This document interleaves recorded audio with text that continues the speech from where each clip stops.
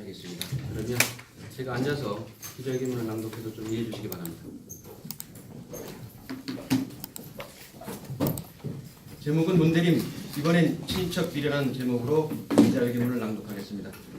존경하고 사랑하는 제주도민 여러분, 안녕하십니까? 김방훈 자유한국당 제주도지사 후보 대변인 홍광문입니다. 저는 오늘 참으로 참담한 마음으로 이 기자회견을 갖고자 합니다. 제가 언제까지 이런 악역을 해야 할지에 대해서 가슴이 무척 아픕니다. 제게 또는 저희 캠프로 들어오는 제보를 받기가 두려울 정도입니다. 도덕성 기준을 어디에 둬야 할지도 모르겠습니다.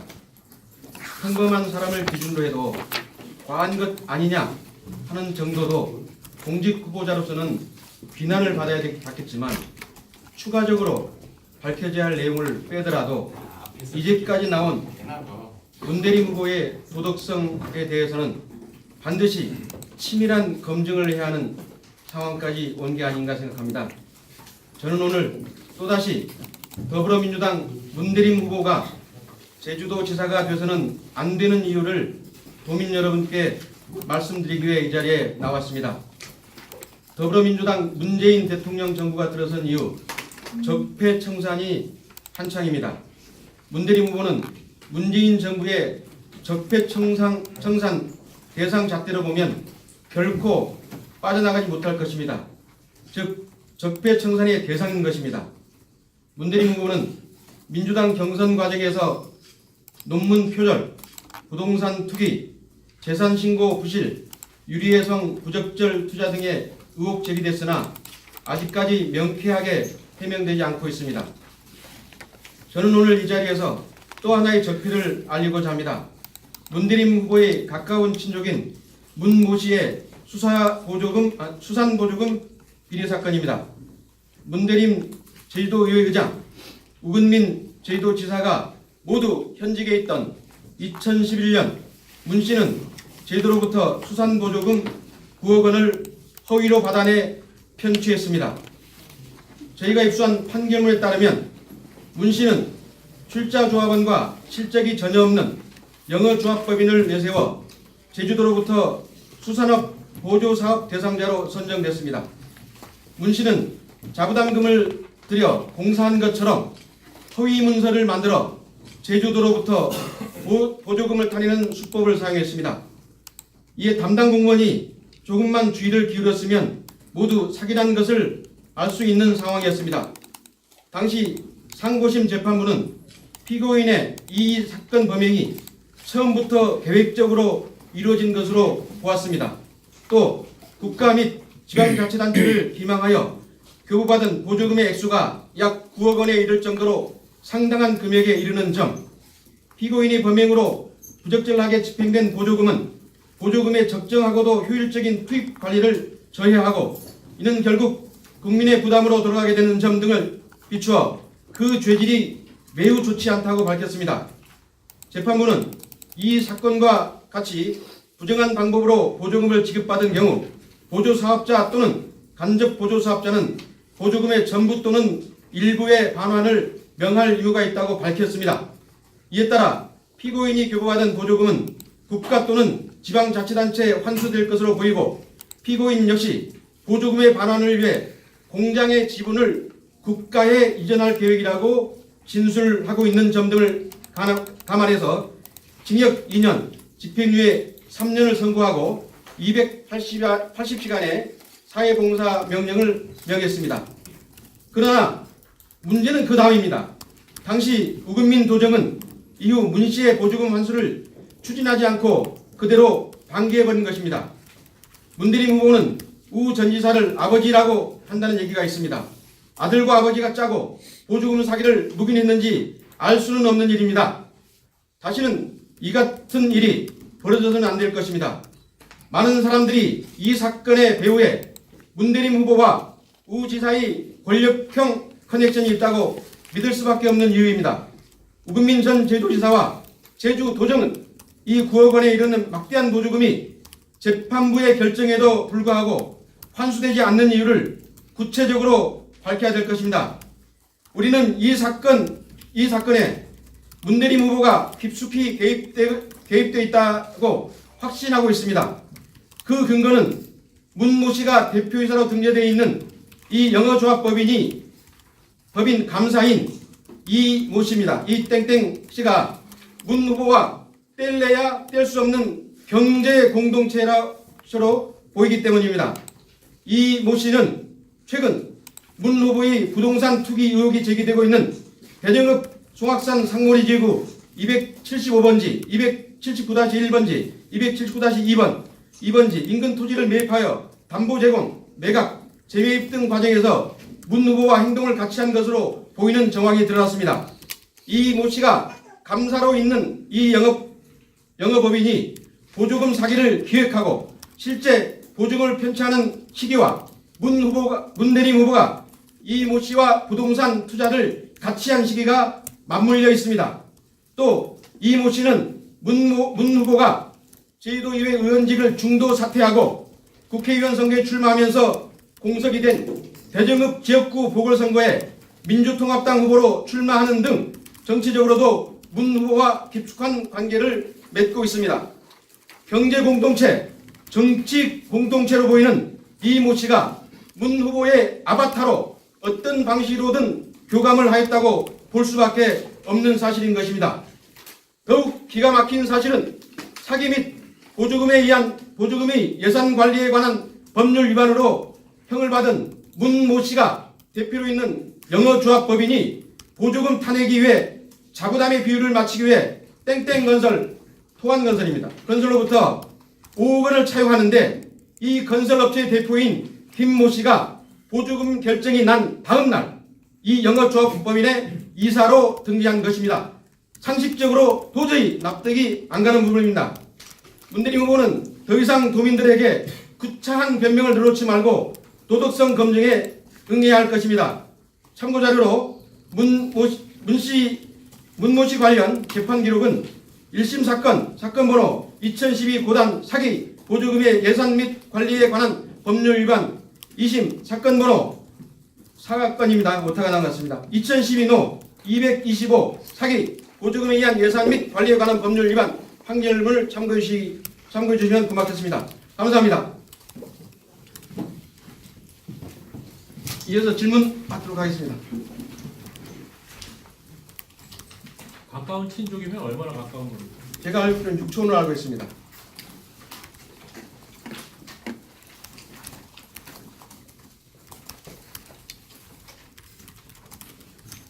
환수되지 않는 이유에 대해서 조정이 밝혀야 된다고 하셨는데요. 네? 그러니까 환수되지 네, 않는 네. 그거에 대해서 조정이 밝혀야 된다고 말씀하셨는데 네. 후보 측에서는 문의를 하시지 않으셨나요? 뭐 우리 캠프에서 확인해 본 바로는 환수가 아직 안 된 걸로 알고 있습니다. 그 당시 재판 기록에는 본인이 그렇게 진술을 했습니다. 이 부분의 공장은 국가에 환수 조치하겠다. 이 판결문에도 나와 있습니다. 혹시 판결문 나중에 구해서 보시면 판결문이 명확하게 나와 있는 내용입니다. 그러니까 환수되지 않는 이유를 물어보고 싶습니다. 저희가 물어볼 필요 없죠. 공장은 가동되고 있는데 환수를 안 하고 있는 이유는 근데 물어볼 글쎄. 필요가 없다고 하셨는데 여기에는 그 이유를 구체적으로 밝혀야 할 것이라고 말씀. 그러니까 이제 그쪽에서 밝혀야 되죠. 여쭤보지 않으셨냐? 왜냐하면 아, 정보 공개를 청구해서 여쭤보면 충분히 어떻게 답을 들을 수 있잖아요. 그래서 정보 공개를 했는데 답을 안 줬다. 그러면은 아니 정보 공개를 하는 건 아닙니다. 전화로 유선상으로만 환수가 돼 있느냐 없느냐만 왜 여쭤봤습니다. 그때 전화 당시에는 그 이유를 확인하지 않았어요? 제가 이거 굳이 안 돼 있는 것만 확인하면 되는 것 때문에 했습니다. 아니 근데 구체적으로 이유를 밝혀야 된다고 들으셨어요. 도에서도 밝혀야 되겠죠. 이제 그 목숨 도어 목숨은 얘기 나온 겁니다. 이 사건이 완전히 종결이 된 건가요? 종결이 됐습니다. 2심으로 종결이 된 건가요? 예, 그렇습니다. 환수 안 된 게 필요한가요? 예, 어쨌든 저희 관계자가 도에 통화할 때는 환수 안 돼 있다고 했습니다. 그건 여러분들이 목소리로 좀 남겨놓고. 언제 그게 확인이 되신 거죠? 일주일 안쪽입니다.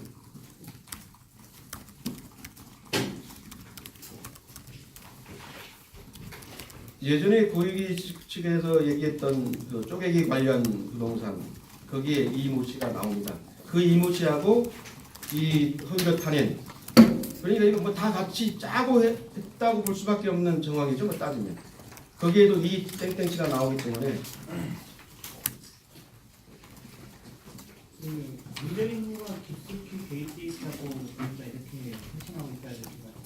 그 내용이 아까 그 말, 예, 그 내용은 보조금 편취에 개입했다는 겁니까? 아니면 환수하지 않은 부분에 대해서 예, 그 부분은요, 뭐 직접적인 관여이다마는 그 문대림 후보하고 부동산 그 의혹이 있는 상무리 275번지하고 279-1, 2번지에 부동산을 공동 매입한 그때 문대림 후보와 공동 매입한 사람 중에 한 분이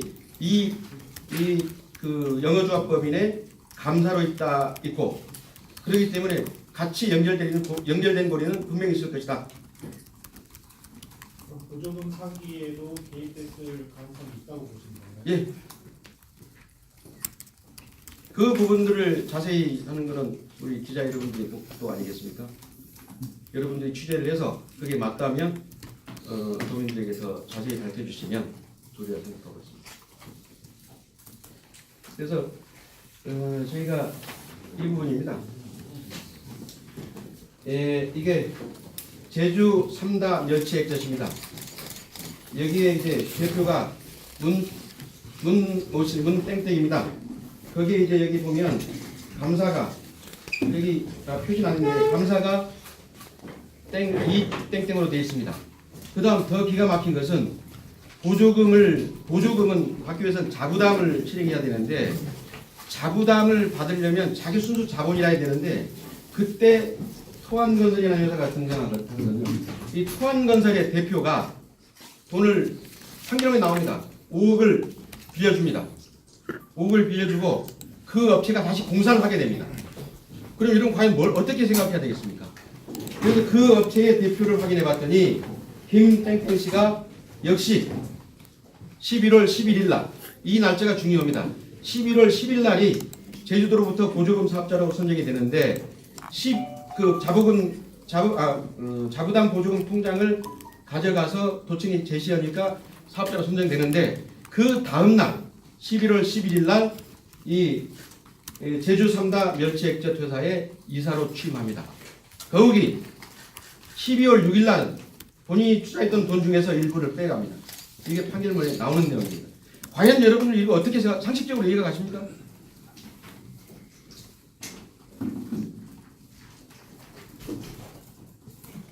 그때 벌었다고 차익이 했다고 고익이 대변이 했던 그 돈 액수 5억 정도 되는 부분인 거 알고 있습니다. 그에 대해서 해명을 하지 않고 있지 않습니까? 그리고 저희가 오늘 흐름도를 준비했었습니다. 그런데 기자회견 바로 들어오기 직전에 제보가 너무 많이 쏟아졌습니다.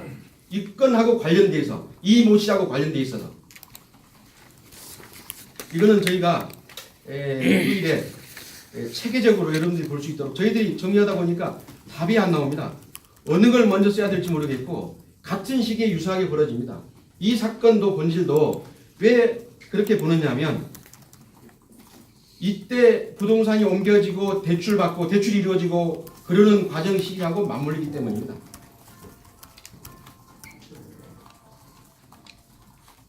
그 정리가 되면요 여러분들에게 또 자세히 기자회견을 하든 아니면 성명서를 내면서 여러분들에게 밝혀주겠습니다.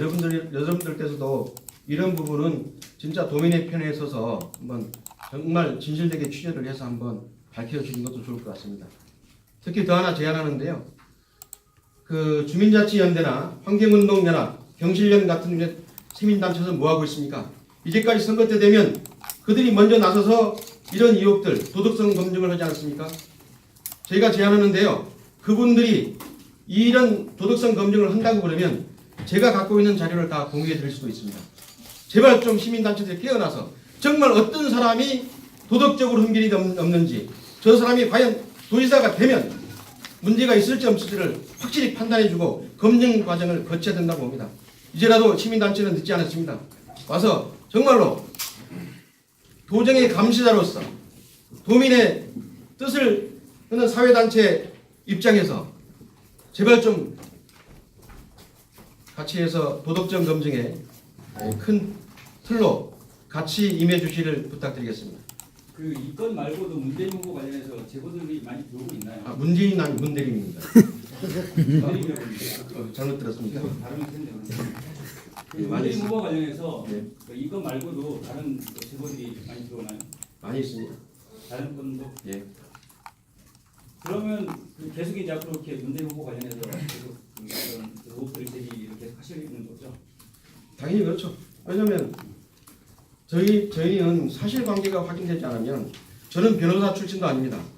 변호사 같이 애둘러 법에 뭐 문제가 안 되게끔 이렇게 기자회견을 쓰거나 답변할 능력이 없습니다. 저는 있는 그대로 사실만 보고 얘기하기 때문에 앞으로 이런 부분들은 계속 될 것입니다. 그 궁금한 건 원희룡 후보 쪽그 또 있습니다. 있습니까? 네, 그런 부분도 이제 시기가 되면 저희들이 어느 때 할 것인지는 하겠습니다. 그러니까 원희룡 후보 쪽 관련된 것도 계속 뭐 의혹 들어오는 것도 많이 있습니다. 많이 들어보고 예. 있어요. 그것도 같이 하실 예, 당연히 그렇죠. 지금은 저희는 제1야당입니다. 여당의 후보한테 공격하는 게 맞습니다. 다들 다른 분이 오해해서 뭐 원희룡 측을 왜 안 비난하지만 지금 저희는 할 때는 제1야당 후보이기 때문에 여당 후보를 견제해야 될 막중한 책임이 있습니다. 그래서 하는 것이지 원 후보에 대한 것도 시기가 되면 나갈 겁니다. 언제쯤 하실 겁니까?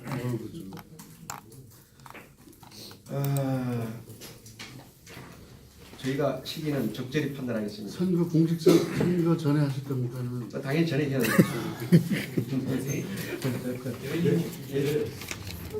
여자 문제가 있는 후보가 있다고 말씀하셨잖아요. 예. 누구를 특정하지는 않으셨지만 예.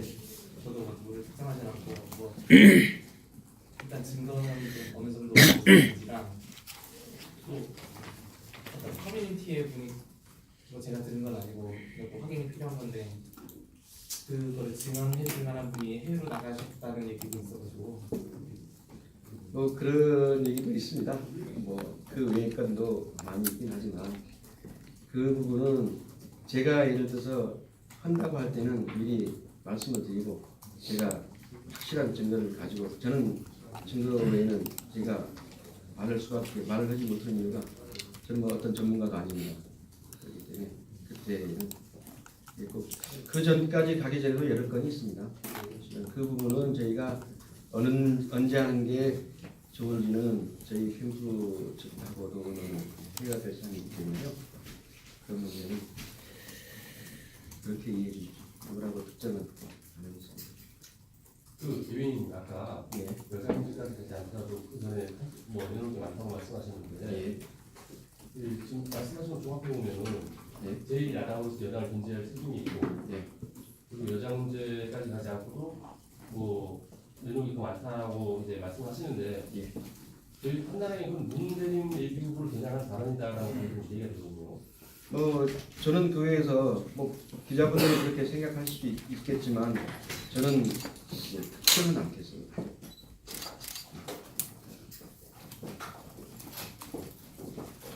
내일 모레 보면 그 구조성 공정을 위한 특정 토론회를 진행하시는데요. 예, 그래서 문대림 후보 측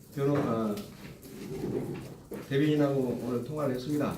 동참을 해달라고 했지만 참여를 안 하겠다고 했고, 뭐 알다시피 뭐 장성철 후보나 원희룡 후보는 그 참여를 했다고 그렇게 했습니다. 원희룡 후보 측은 제가 오늘 통화를 했는데 그쪽에서도 참석을 안 하겠다고 제가 들었는데 만약에 원희룡 후보 측이 안 한다면은 사실상 합동 기자회견은 어려운 거 아닙니까? 글쎄 제가 오기 전에 강전에 우리 대변인하고 통화를 했는데 뭐 오늘이나 내일 저녁마다 자세히 얘기를 했고 원칙적으로 찬성한다는 얘기였습니다. 그러니까 원칙적으로 찬성한다는 것이 참여하겠다는 답을 못 주시죠. 근데 그 답은 그러니까 저는 해석을 원칙적으로 찬성하니까 그에 대해서 같이 공동으로 기자회견을 할 상황이 되지 않느냐 그렇게 해서 그럼 만약에 그 원희룡 후보 측이 만약에 참석을 못한다 그냥 기자회견 할 수 없어요. 그때는 그 나름대로 다른 방법이 있겠죠.